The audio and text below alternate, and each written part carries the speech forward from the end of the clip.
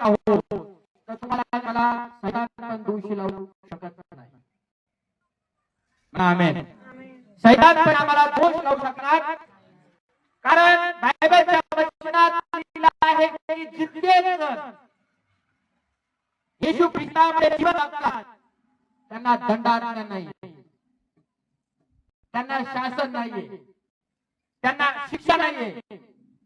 आणि म्हणून आपल्याला ख्रिस्त जो हा विजयी परमेश्वर आहे, मृतातून जिवंत झालेला आहे, त्याच्यावरती विश्वास ठेवायचा आहे तुम्हाला.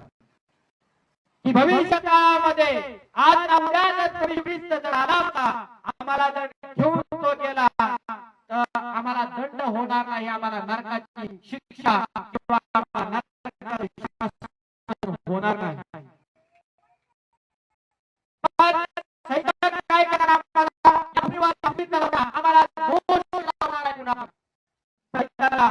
तुझ्यामध्ये आणि माझ्यामध्ये ख्रिस्त राहत असेल, ख्रिस्ताने बदली केली असेल, ख्रिस्त पुनरुत्थानाचं सामर्थ्य माझ्यामध्ये असेल तर मी ख्रिस्ताच्या वतीने सैतानाला सांगू शकतो की सैतान, तुला माझ्या बाबाने कसं हरवलं तुला माहिती आहे ना, तू माझ्यावर दोष आरोप लावू शकत नाही,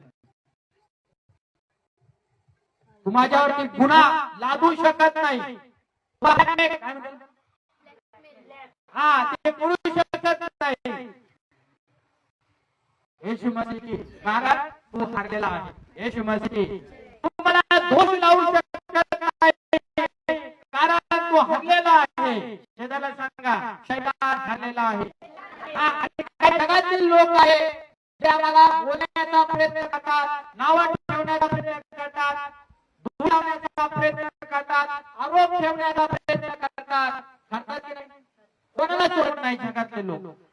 ते विश्वासणारे असतात तरी ते दोष लावतात, कारण त्यांच्यामधून तो दुष्ट खेळतो. अविश्वासणारे असतात तरी देखील त्यांच्यामधून तोच खेळत असतो. आणि म्हणून त्यांनी बायबलच्या वचनात लिहिलं की प्रभू येशू ख्रिस्ताला देखील या जगामध्ये आला सोडलं नव्हतं. त्याच्यावर देखील आरोप आरोप आरोप ठेवण्याचा त्या लोकांनी प्रयत्न केला, कारण सैतान त्यांच्यामधून प्रभू येशू ख्रिस्ताला दोष लावण्याचा प्रयत्न करत होता. येशू प्रभू की.